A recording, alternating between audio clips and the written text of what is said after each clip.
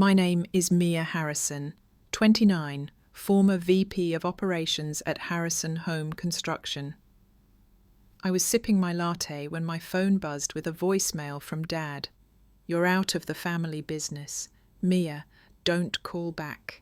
7 years of 70-hour weeks, millions in new contracts, my entire identity gone in 15 seconds.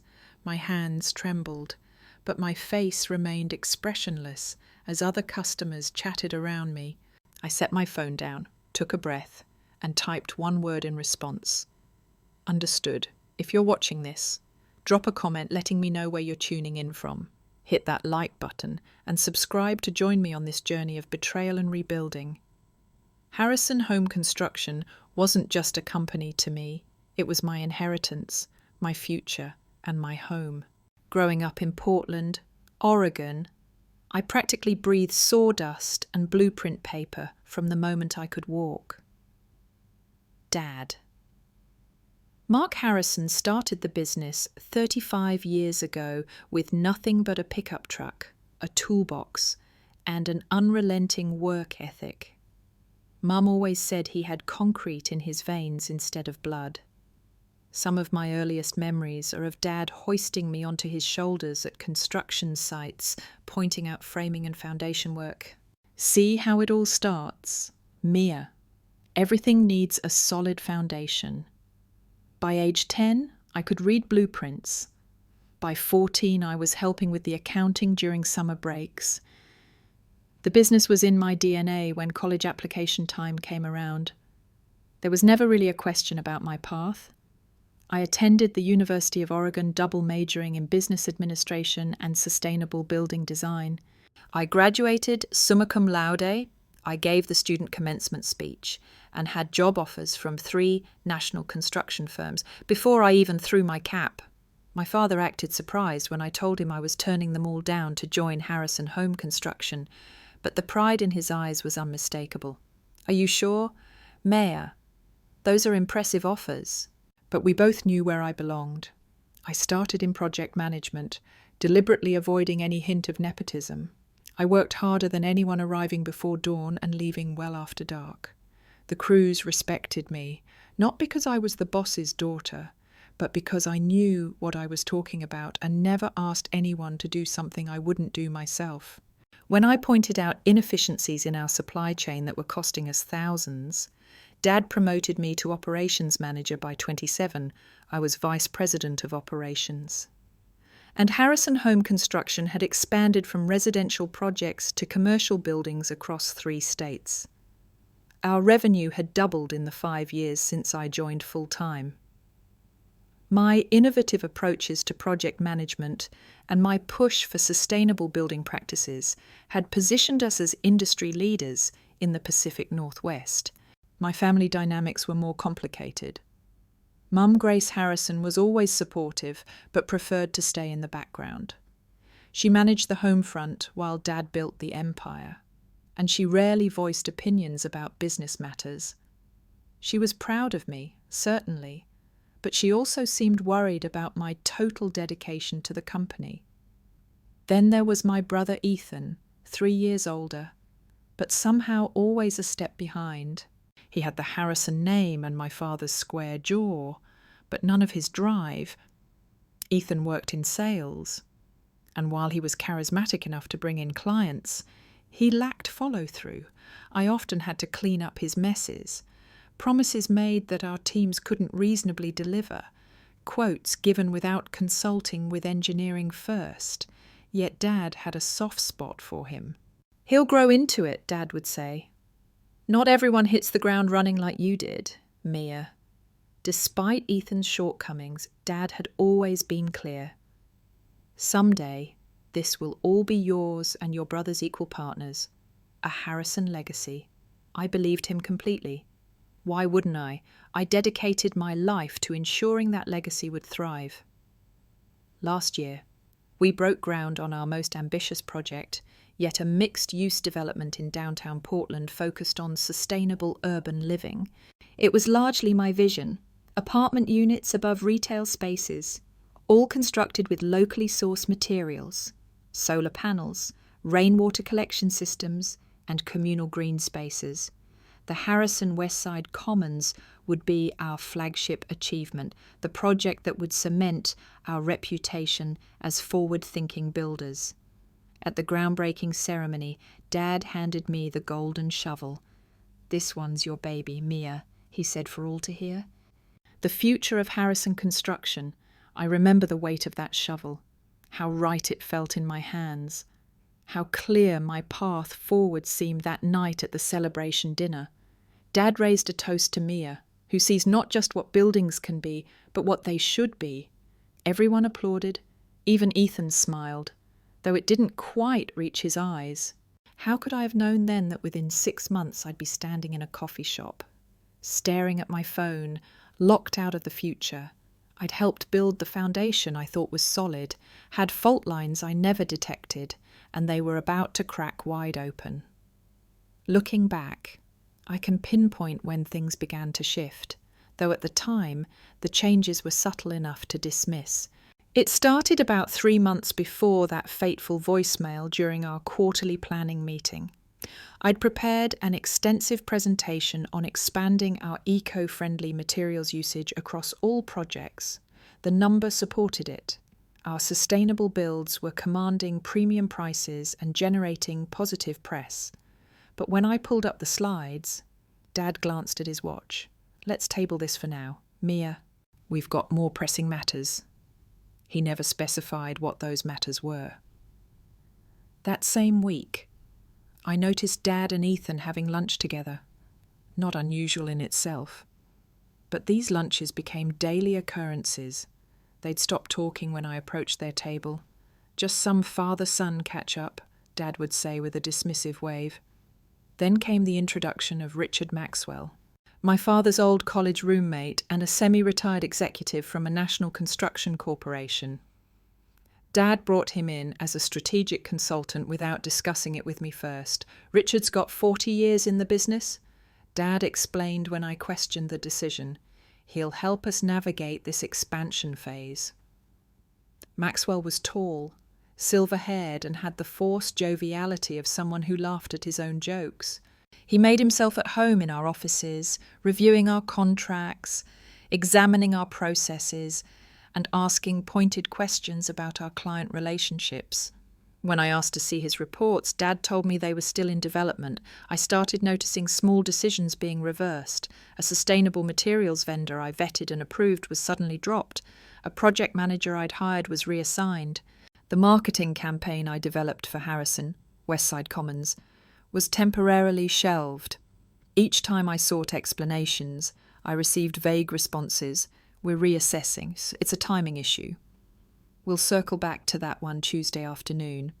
I walked into the conference room to find my father, Ethan, Richard, and 2 board members in a meeting. I hadn't been informed about that. They had blueprints spread across the table, modifications to the Westside Commons design that eliminated many of the sustainability features. "What's going on here?" I asked, unable to keep the edge from my voice. Dad looked up, momentarily startled. "Just exploring some value engineering options." "Nothing."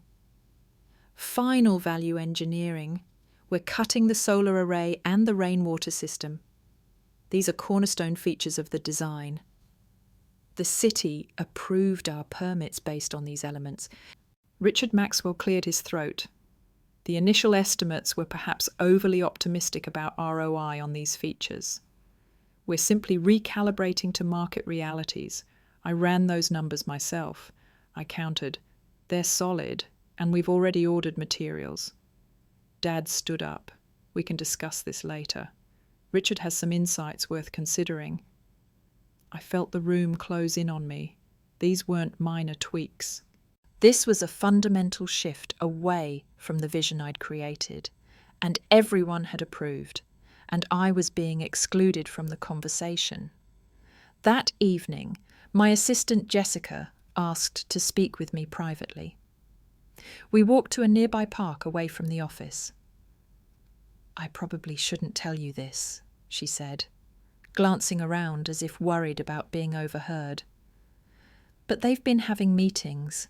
Your dad, Ethan and Mr. Maxwell almost every day when you're out visiting sites. And Mr. Maxwell's son, Connor, has been in twice for interviews. Interviews? For what position? Jessica looked uncomfortable. They didn't say specifically, but they were showing him around like he was already hired. Your office was part of the tour. I tried to rationalize. Perhaps they were bringing in additional management for the expansion. But why the secrecy? Why not include me in these discussions that weekend? I stopped by my parents' house for our monthly family dinner. Mum seemed distracted, checking her phone frequently. When Dad stepped out to take a call, she leaned close to me. "Mia, be careful," she whispered. "What do you mean, Mum?" "Just watch your back. Your father's. He's not thinking clearly lately." Before she could elaborate, Dad returned, and she immediately changed the subject to her garden club. I tried to catch her alone again that evening, but she avoided being alone with me. As I was leaving, she hugged me tighter than usual, like she was saying goodbye rather than see you soon. The following week, I was explicitly excluded from a business dinner with a major potential client. When I asked Dad why, he claimed it was just a casual meeting. Nothing official. Later, I discovered they had signed a preliminary agreement for a luxury condo development, a project type I had specifically advised against due to market saturation. Each incident in isolation could be explained away. Together, they formed a pattern I was finally beginning to recognize. Something was happening at Harrison Home Construction, something that apparently didn't include me. But even with these warning signs, I never imagined how quickly and completely the axe would fall. April 17th began like any other Tuesday. Spring in Portland meant rain, but the sky had cleared enough for sunlight to break through the clouds as I drove to our newest site. I was meeting with Greenfield developers, a client interested in a significant commercial project that aligned perfectly with our sustainable building focus. I'd spent the previous week preparing comprehensive proposals and running cost projections. This could be our largest contract yet. A campus of office buildings designed to LEED Platinum standards. The meeting went exceptionally well. Martin Greenfield, the CEO, seemed impressed by the innovative approaches I'd suggested. "Your passion for sustainable building is exactly what we're looking for, Mia," he said as we shook hands.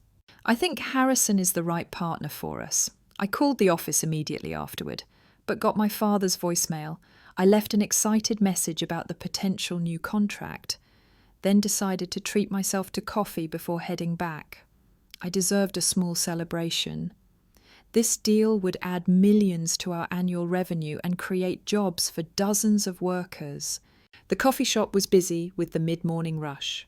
I ordered my usual a large latte with an extra shot and found a quiet corner table near the window. Rain had started again, pattering against the glass. I pulled out my tablet to review some emails while I waited for my drink. My phone buzzed. Dad's name appeared on the screen. Perfect timing. I was eager to share the good news about Greenfield, but instead of answering, the call went straight to voicemail. Odd. I picked up my phone to call back when the voicemail notification appeared. I pressed play and held the phone to my ear, still smiling from the successful meeting. "Mia." My father's voice was flat, businesslike, no greeting. "The board met this morning and we've decided to restructure the company leadership, effective immediately. You're out of the family business, your access has been revoked and your position has been filled. Don't come to the office, don't call back. Your personal items will be delivered to your apartment. This is a final decision." The message ended. No explanation, no goodbye. Just the mechanical voice asking if I wanted to save or delete the message. I sat frozen. The phone still pressed to my ear. The barista called my name, but it sounded distant underwater. I lowered the phone slowly, staring at the screen as if it might offer some explanation that the message had not. My mind raced through possible scenarios. Was this a joke? A mistake? Had my father's phone been stolen? But I knew his voice, the deliberate, measured tone he used when decisions were non-negotiable. I felt a physical pain in my chest, like someone had reached inside and squeezed my heart. My breathing became shallow around me. People continued their conversations. Laptops clicked. Espresso machines hissed. The world continuing in its routine while mine imploded. The barista called my name again, more insistently. This time I stood on unsteady legs and collected my drink, thinking her automatically. Back at my table, I set the untouched latte down and stared at my phone. What does one say to being discarded? To having your life's work, your future, your identity stripped away? And a 15-second voicemail I could call and demand explanations. I could drive to the office and make a scene. I could cry, scream, beg. Instead, I opened my messaging app, I typed a single word and hit send. Understood. Then I gathered my things, left my untouched coffee on the table, and walked out into the rain. I drove aimlessly for hours. My route took me past buildings. I'd helped create the Miller offices with their distinctive curved facade. The renovated Parkside apartments that had won us a design award, the elementary school we'd rebuilt after the fire completed ahead of schedule, so kids could return to familiar classrooms. Each building was a chapter of my story, physical manifestations of my dedication and vision. Now they stood as monuments to what I'd lost. Eventually, I found myself parked outside my apartment building, a converted warehouse with exposed brick and tall windows. I'd chosen it for its proximity to the office, 15 minutes door to door. What did proximity matter now? Inside my apartment felt suddenly alien. Photos of family gatherings on the bookshelf. The model of our first commercial project Dad had given me when we won the bid. The hard hat with Harrison printed on the side that I'd worn on countless sites. I poured myself a glass of wine and sat on my balcony as darkness fell over Portland. Lights flickered on across the city, homes and businesses where people were finishing their normal Tuesday, unaware that Mia Harrison's world had just collapsed. My phone remained silent. No calls from Mum. No texts from colleagues wondering where I disappeared to. Nothing. Just that devastating voicemail and my one-word response floating in digital space between my father and me. Understood. Not, why not, how could you not please reconsider? Just acknowledgement, acceptance. Because in that moment of shock and betrayal, it was the only power I had left. The power to deny him the satisfaction of my pleading or my anger. I slept fitfully that night, waking frequently to check my phone, half convinced it had all been a nightmare. But morning came and reality remained unchanged. I was out with no warning, no conversation, no chance to defend myself, just cut off like a gangrenous limb from the Harrison family body. The days following the voicemail blurred together. I woke the next morning with a momentary amnesia, reaching for my phone to check work emails before the reality crashed back. Out of habit, I tried to log into the company system anyway.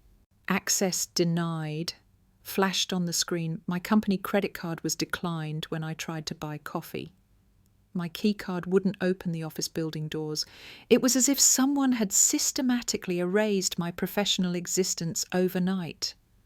My phone buzzed constantly with texts and calls from confused clients and colleagues. Martin Greenfield from yesterday's meeting. Mia, I'm hearing strange things. Call me suppliers we'd built relationships with. Is it true you've left Harrison project managers looking for direction on ongoing work? I couldn't bring myself to answer. What would I say that I'd been fired by a voicemail that I had no idea why? That after 7 years of dedication, I'd been discarded without explanation. On the third day, when I still hadn't heard from a single family member, I called Mum. Straight to voicemail. I tried the house phone. No answer. I even tried Ethan. Though we'd never been close. Nothing. It was as if I'd died, and no one had bothered with a funeral. By day 5, I was desperate for information. I texted Jessica asking if she could meet me. We arranged to meet at a diner across town, far from the office. She arrived looking nervous, glancing over her shoulder as she slid into the booth. "I'm not supposed to be talking to you," she said immediately. They made everyone sign non-disclosure agreements about the transition. Jessica. What happened I need to know. She fidgeted with her napkin. It all happened so fast Monday afternoon. After you left for the Greenfield meeting, they called an all-hands.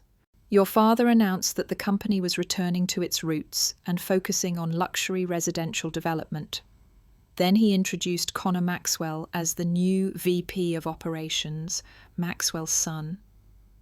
The pieces started clicking into place. Yes, apparently he's been shadowing different departments for weeks. Then your father said you decided to pursue other opportunities and that all communication should go through Connor or Ethan from now on. That's a lie. I was fired by voicemail after the most successful client meeting of my career. Jessica looked pained. There's more. Mia, they're systematically dismantling everything. You built the sustainability initiatives, the community partnerships, the diverse hiring practices all being rolled back. The West Side Commons has been completely redesigned. No green features. Just luxury condos with premium price tags. I felt physically ill. But why? Those initiatives were profitable. They differentiated us in the market. Richard Maxwell convinced your father that luxury development is where the quick money is. Less regulation, higher margins. She hesitated. And there's something about your father's health. I overheard him talking about treatments. Dad's sick. Why wouldn't he tell me I don't know details? Just that he's been having private conversations about medical options, as Jessica continued filling in the blanks. The full picture emerged. Richard Maxwell had orchestrated a complete company takeover from within, positioning his son as my replacement. My brother, Ethan, always jealous of my closer relationship with the crews and my performance record, had allied with them. Together, they convinced my father that the company needed to change direction away from my vision of sustainable community-focused construction. Back to luxury projects with quick returns. One more thing, Jessica said quietly. When I came in yesterday, your office was completely cleared out. They had a courier service deliver boxes to your apartment building. Did you get them? I hadn't. When I returned home, I checked with my doorman. Sure enough, 4 large boxes had been delivered that morning. I carried them up one by one, feeling like I was transporting pieces of a corpse. Inside were the artifacts of my professional life, family photos, industry awards, the plant I'd kept alive for 5 years, my degrees removed from the wall, client, thank you, notes, all packed up, hazard, lay some frames, cracked. The plant's soil spilled throughout. At the bottom of the last box was a legal document, a separation agreement waiving all claims against Harrison Home Construction in exchange for 3 months' severance pay, a yellow sticky note in my father's handwriting, sign and return for payment. I let the paper fall from my hands. That evening, I started my investigation in earnest. I called a former classmate who worked at a competing construction firm. Have you heard anything about Harrison Construction recently? Actually, yes. Word is, they're pivoting hard to luxury development. And there are rumours about financial trouble. They're trying to secure major funding for something. Someone said your dad has been looking to sell controlling interest. This was news to me. Our finances had been solid. I'd reviewed the books myself just weeks ago. I created a timeline of events, working backward from the voicemail, the arrival of Richard Maxwell, the secretive meetings, the gradual sidelining of my projects, the introduction of Connor. It wasn't a sudden decision. It was a calculated coup that had been in motion for months. While I worked obliviously to grow the company, The most painful revelation came when I accessed my personal email and found messages from clients expressing confusion about changes I'd supposedly authorized. Contracts had been modified, promises walked back. My name used to justify decisions I never made. They hadn't just removed me, they'd weaponized my reputation to dismantle everything I'd built. I consulted with an attorney, Samantha Reed, who specialized in family business disputes. After reviewing my situation, she delivered a harsh reality check. When you joined the company, did you sign any employment contracts or shareholder agreements, operating documents? I had, of course, standard paperwork. These documents, she said, pointing to specific clauses. Effectively limit your recourse. You agreed that the board, which your father controls, has sole discretion over operations and personnel. You have no guaranteed position despite being family. And this non-compete clause prevents you from working with any Harrison clients for 2 years. But there must be something. Wrongful termination, defamation.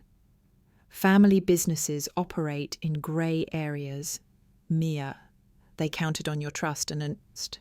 Unfortunately, you gave it to them completely legally. Your options are limited. I left her office feeling defeated. Not only had I lost my job and my family in one blow, but I'd unknowingly signed away my right to fight back. 2 weeks after the voicemail, I reached my breaking point. No communication from anyone in my family. Rumours spreading through the industry about my departure. Clients I'd nurtured relationships with for years now, unreachable. I decided direct confrontation was my only option. I drove to my parents' house on a Sunday evening family dinner night for as long as I could remember. As I approached, I saw cars in the driveway, my father's Range Rover, my mother's Volvo, Ethan's Audi, and 2 unfamiliar vehicles, one likely belonging to Richard Maxwell. They were having family dinner without me. I parked across the street and sat watching the house through the dining room windows. I could see them gathered around the table, Mum passing dishes, Dad at the head of the table where he always sat, Ethan gesturing as he spoke. And there were the Maxwells, Richard and a younger man who must be Connor, my replacement. They were laughing, eating, existing as if I'd never been part of their lives. I almost stormed in, almost pounded on the door, demanding answers, but something stopped me. A strange calm settled over me as I watched this tableau of betrayal. They had made their choice. Creating a scene wouldn't change that. I started the car and drove away, my resolve hardening with each mile. The next day, I received a text from my mother. "Coffee tomorrow, just us." We met at a small cafe far from both the Harrison offices and my parents' home. Mum looked tired, older, somehow. When she hugged me, she held on longer than usual. "I'm so sorry, Mia," she said once we were seated. "This isn't what I wanted. Then why is it happening? Why didn't you warn me?" She glanced around nervously. "Your father isn't well. His heart. The doctors found blockages. Severe ones. He needs surgery, and the recovery will be lengthy." He started panicking about the company's future, and that meant cutting me out completely. "Mum, that makes no sense." She wouldn't meet my eyes. "Richard convinced him that you were planning your own takeover, that you'd use his illness as an opportunity to push Ethan out completely. That's absurd. Richard had evidence. Mia. Emails, meeting notes, conversations with clients about new leadership. When your father stepped down, I was speechless. Those were succession planning discussions. Dad asked me he told me to start preparing for a transition in the next 5 years. Richard presented it differently. And your brother, she trailed off. Ethan helped them, didn't he? He's always resented that Dad trusted me with operations instead of him. Mum didn't deny it. Richard offered a solution. His son, Connor, could step in during your father's recovery. with Ethan handling client relationships. A return to family values was how Richard phrased it. And what about me? I am family. Your father thinks you've changed. Mia, all the sustainability focus, the community projects. He says it's not what Harrison Construction was built for. Richard convinced him you were turning his company into something he wouldn't recognise.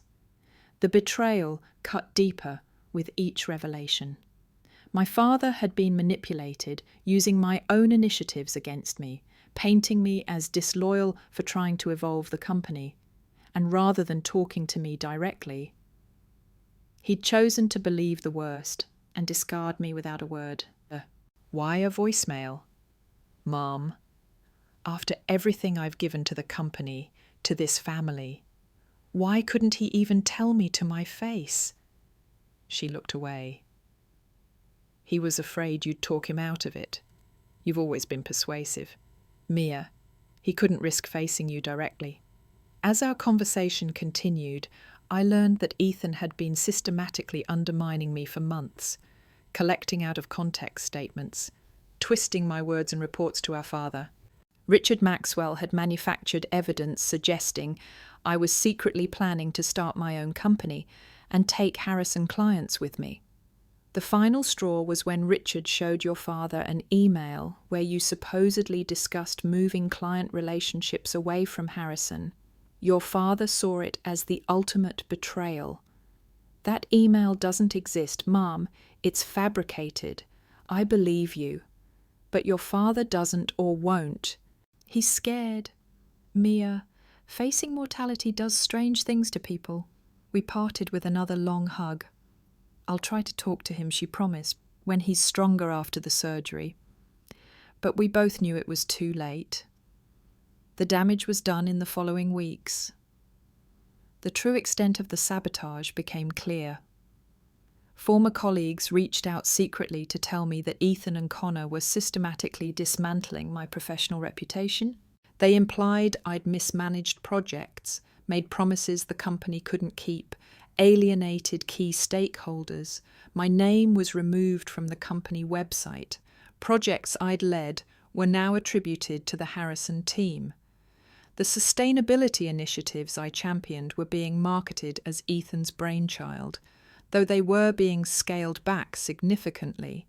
The financial strain began to hit hard. My savings, while substantial, weren't infinite. I'd always reinvested most of my bonuses back into company stock. Stock I now couldn't sell due to transfer restrictions. The severance offer remained and signed on my counter. Accepting it meant validating their version of events. But pride wouldn't pay. My mortgage, industry contacts, who'd once been eager to collaborate, now wouldn't return my calls. The non-compete agreement prevented me from approaching any Harrison clients. My professional identity had been so thoroughly entwined with the family business that without it, I seemed to disappear. One evening, I drove past the West Side Common site. The sign had been changed. No more sustainable urban living. Now it advertised luxury condominiums from the $800s, all my work, my vision erased as if it had never existed. I pulled over and watched the darkened construction site, tears streaming down my face. This was the final evidence that everything I'd built was being dismantled, brick by brick, board by board, not just my career, but my legacy. That night, I signed the severance agreement not because I accepted their version of events, but because I needed to survive long enough to rebuild. I mailed it the next morning, feeling like I was signing my own professional death certificate. When the check arrived, I couldn't bring myself to deposit it for days. It felt tainted blood money to buy my silence and disappearance, but eventually practical necessity won out over principle. The money would buy me time, and time was what I needed most. Time to heal, to plan, and eventually to rise again. From the ashes of betrayal, by month 3, after the voicemail, I had hit rock bottom. I'd moved from my spacious apartment to a tiny studio in a less desirable neighbourhood to conserve funds. The severance money was dwindling faster than I'd anticipated. Job interviews in the construction industry mysteriously fell through after initial enthusiasm. The Harrison name had become a liability rather than an asset. One rainy night, Portland has no shortage of those. I sat on the floor of my new apartment, surrounded by half-unpacked boxes. I'd been drinking wine straight from the bottle, scrolling through old photos on my laptop, projects I'd managed, team celebrations, family events at the office, my life's work reduced to digital memories and a few cardboard boxes. I reached a photo from the groundbreaking of the West Side Commons, my father's arm around my shoulders, both of us in hard hats, golden shovels in hand. His smile seemed genuine. Was he already planning to cut me out? Even then, had anything in my professional life been real in that moment of despair? I almost gave up completely. I considered leaving Portland, changing careers, reinventing myself somewhere. No one knew the Harrison name. Maybe I could teach construction management at a community college in another state, or switch to real estate, or abandon the industry entirely. My phone rang, startling me. Unknown number. I almost didn't answer, but some desperate hope made me pick up Mia Harrison. My voice sounded hollow, even to my own ears. Mia, it's Catherine Walsh. Catherine Walsh was the owner of Walsh Community Developments, a smaller firm focused on affordable housing projects. We'd collaborated on a joint venture 2 years earlier, a mixed-income apartment complex that had won several awards for innovative design within budget constraints. Catherine, this is unexpected. I've been trying to reach you for weeks. Your email bounces back and your cell goes straight to voicemail. I hadn't been checking messages regularly.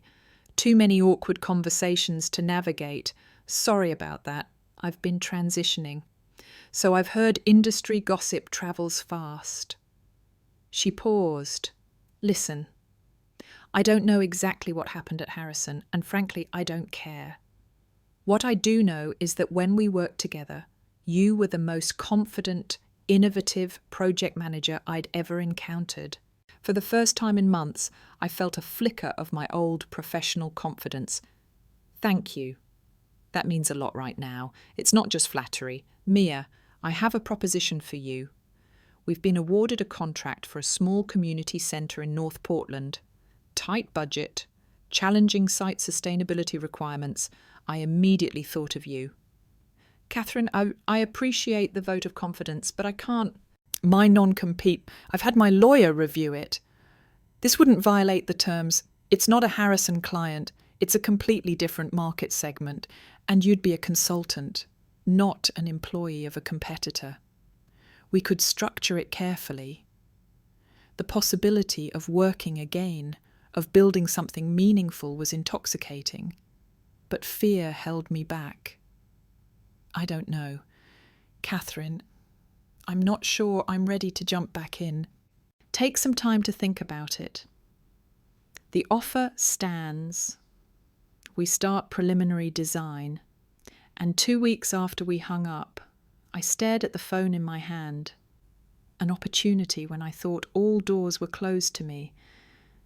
But did I have the courage to walk through the next day brought another unexpected connection. An email from George Phillips, my father's original business partner, who'd retired and sold his stake 15 years ago. He'd heard about my departure and wanted to meet. We met at his home, a modest house with an impressive workshop in the back, where he still built custom furniture as a hobby. At 75, George remained sharp and direct. "Your father's making the same mistake he made with me," he said after minimal pleasantries. "Pushing out the person who could take the company forward because he's afraid of change." George shared a history. I'd never known how he and my father had clashed over expansion plans, how my father had manoeuvred to dilute George's ownership until selling made more sense than fighting. How their 40-year friendship had ended over business disagreements. Your father builds beautiful structures mirror, but he tears down relationships with the same efficiency. He can't stand anyone challenging his vision, even when that vision has become outdated. As we talked, George revealed he had kept journals throughout his career, including the partnership with my father. He retrieved a box from his workshop and handed me several leather-bound notebooks. You might find some perspective in these. History has a way of repeating itself in family businesses. That night I started reading George's journals. They detailed the early days of Harrison Construction. Originally, Phillips and Harrison, builders, including a strikingly familiar pattern, my grandfather, Thomas Harrison, had forced out his own brother in the family's previous construction business 30 years earlier, using similar tactics of isolation and accusations of disloyalty. It was a generational pattern. The Harrison men built businesses and burned bridges with equal dedication. The journals gave me something unexpected distance. For the first time, I could see my situation not as a personal failure, but as part of a dysfunctional family pattern that preceded me. My father wasn't just betraying me, he was repeating behaviour he'd learned from his own father. Understanding didn't erase the pain, but it helped me separate myself from it. This wasn't about my performance or my worth. It was about fear of change, fear of loss of control, fear of mortality. Fears that had nothing to do with me and everything to do with the Harrison legacy of mistrust. The next morning I called Catherine Walsh and accepted her consulting offer. Then I sat down at my small kitchen table with a notebook and began sketching out a business plan. Not for a construction company. The non-compete prevented that, but for a consulting firm specialising in sustainable building practices, Green Horizon Consulting would offer expertise in eco-friendly materials, energy-efficient design, and sustainable construction methods. I'd target smaller firms lacking in-house sustainability experts, but wanting to compete in an increasingly green-conscious market. Firms like Catherine's starting over was terrifying. I had no clients beyond Catherine, limited capital and a reputation that had been systematically undermined, but I had knowledge, experience, and now a driving purpose that went beyond family legacy. I registered the business name the next day, created a simple website the day after, ordered business cards with Mia Harrison, founder and principal consultant, printed in simple professional font. Each small step rebuilt a piece of my shattered confidence. Catherine's community centre project became my lifeline. I threw myself into it completely, researching innovative materials that could meet both sustainability goals and budget constraints. I developed alternatives to expensive systems using creative combinations of passive design elements. I worked harder than I ever had at Harrison, knowing this project would make or break my new venture. When we presented the final design to the community board, their enthusiastic approval felt like validation not just of my work, but of my professional identity. Beyond the Harrison name, one board member approached me afterward. "We've been trying to make this work for years, but the big firms either couldn't meet our budget or wouldn't prioritise our sustainability goals. You found a way to do both." His words were the first unequivocal professional praise I'd received since the voicemail I realised I'd been holding my breath for months.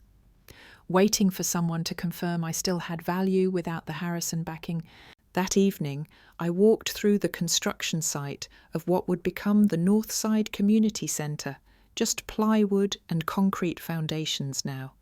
But I could envision the finished building solar panels that doubled as shade structures, rainwater collection, feeding the community garden, reclaimed timber from a demolished warehouse forming the central gathering space. I placed my hand on a newly poured foundation wall, still slightly warm from the curing process. Everything needs a solid foundation. My father had taught me long ago. He'd been talking about buildings, but the lesson applied to life as well. I was pouring a new foundation now, not of concrete, but of integrity, independence, and resilience. For the first time since that coffee shop moment when my world collapsed, I felt genuinely hopeful about the future. Not the future I'd planned, but perhaps the one I needed, a future I was building myself. One carefully placed brick at a time, 1 year after the voicemail that had shattered my world. I stood in a hotel ballroom at the Pacific Northwest Sustainable Building. Awards. Green Horizon Consulting had been nominated for Innovation in Community-Focused Design for the Northside Community Centre. The centre had opened 2 months earlier to enthusiastic community response. We'd come in under budget and exceeded energy efficiency projections. Most importantly, the space had immediately become a vibrant hub for the neighbourhood. Exactly what we'd envisioned when they announced. And the winner is Green Horizon Consulting for the Northside Community Centre. The applause felt like validation of the hardest year of my life. As I accepted the glass trophy, I scanned the audience out of habit, half expecting to see my father or brother. They weren't there. Of course, Harrison Home Construction had stopped attending industry events focused on sustainability. My acceptance speech was brief. I thanked Catherine Walsh for taking a chance on me when others wouldn't. I acknowledged the community board for their trust and partnership. I dedicated the award to those who find themselves starting over, building new foundations when old ones crumble after the ceremony. Several small and mid-sized construction firm owners approached me about potential projects. Word had spread about what we'd accomplished at Northside with limited resources. My calendar, filled with consultations since Green Horizon was thriving. I'd hired 2 junior consultants and was considering bringing on a project manager. We'd moved from my apartment to a small but proper office in a renovated warehouse. The irony wasn't lost on me. My father had fired me from a company named after our family, and I had built a successful business named after a vision. It was during this period of professional redemption that news about Harrison Home Construction began circulating through industry channels. Their luxury condo conversion of what had been my West Side Commons project was facing serious problems, cost overruns, quality issues, permit violations related to environmental commitments in the original approval. I took no pleasure in their struggles, but I wasn't surprised either. The Harrison approach had always been to promise big and figure out delivery later, without someone detail-oriented. Managing operations without me. Those promises were becoming increasingly difficult to fulfill. Then came the call I both dreaded and anticipated for months. My mother's name on my phone screen, late one evening. Mia, your father's had a heart attack. The world seemed to stop, despite everything. He was still my father. He's stable. They did emergency surgery, but it was serious. Mia, he's asking for you. I sat with that information for a long moment. He fired me by voicemail. Mum. He let Ethan and Richard Maxwell destroy my reputation. He cut me out of my own family without even a conversation. I know her voice cracked, and I let it happen. I'll never forgive myself for that. But he's still your father, and he might not have much time left. The hospital room was dim when I arrived. My father looked small in the bed tubes and wires connecting him to various machines. My mother sat beside him, holding his hand. Ethan was noticeably absent. Dad's eyes opened when I approached. Recognition. Then something like shame flickered across his face. Mia. His voice was weak. You came. Mom said you asked for me. He nodded slightly. I did something unforgivable to you. I didn't disagree or offer easy absolution. Yes, you did. I let fear drive me. Fear of losing control. Fear of the company changing. Too much fear of becoming irrelevant. He coughed and Mom helped him sip water. Richard played on those fears. Made me believe you were planning to push me out. Change everything we'd built. I would never have done that. Everything I did was to strengthen the company you started. I know that now. He looked away. Harrison Construction is in trouble. Mia. Serious trouble. Without you, we're not the same. Part of me wanted to savour this acknowledgement, this vindication. But it felt hollow. I'm sorry to hear that. Truly. But I have my own company now. I've heard Green Horizon. You're doing well. A ghost of pride crossed his face. You're doing what I couldn't. Evolving. Adapting. We talked for nearly an hour, not just about business, but about family, about patterns repeated through generations, about how fear of losing control had cost the Harrison men the very legacy they were so desperate to preserve. It wasn't a perfect reconciliation, and my father never explicitly apologised, and I didn't offer a complete forgiveness. But we reached a kind of understanding and acknowledgement of what had been lost and what might still be salvaged, not in business, but in family. As I was leaving, he said that message I left you the voicemail when you only replied, understood. That was the moment I first doubted what I'd done. You didn't beg, didn't argue, just accepted it with more dignity than I'd shown delivering the news. It wasn't acceptance. I told him it was the only power I had left in that moment, to deny you the satisfaction of seeing me break. He nodded slowly. You're stronger than any Harrison before you, Mia. You built something new from nothing. I've only ever known how to follow the path already laid. In the months that followed, our family began a cautious healing process. Mum and I renewed our weekly lunch dates. Dad and I spoke occasionally, mostly about neutral topics, as we carefully navigated our new relationship. Ethan eventually apologised after the Maxwell partnership imploded, leaving him to face the consequences of decisions he hadn't fully understood. Harrison Home Construction survived, though in a diminished form. They sold off the troubled West Side Commons project to a developer who, ironically, hired Green Horizon to consult on making it more sustainable. My father stepped down as CEO, taking on a chairman role with limited involvement in day-to-day operations. I declined offers to return to the family business. The bridges burned were too structural to be safely crossed again, but I did occasionally consult on specific Harrison projects. When asked, a professional courtesy that satisfied both sides without reopening old wounds. 2 years after the voicemail, I stood at a different construction site, the groundbreaking for Green Horizon's first design-build project. We partnered with Catherine Walsh's firm to create affordable, sustainable housing for healthcare workers. The project represented everything I believed construction could and should be community-focused, environmentally responsible, economic viable.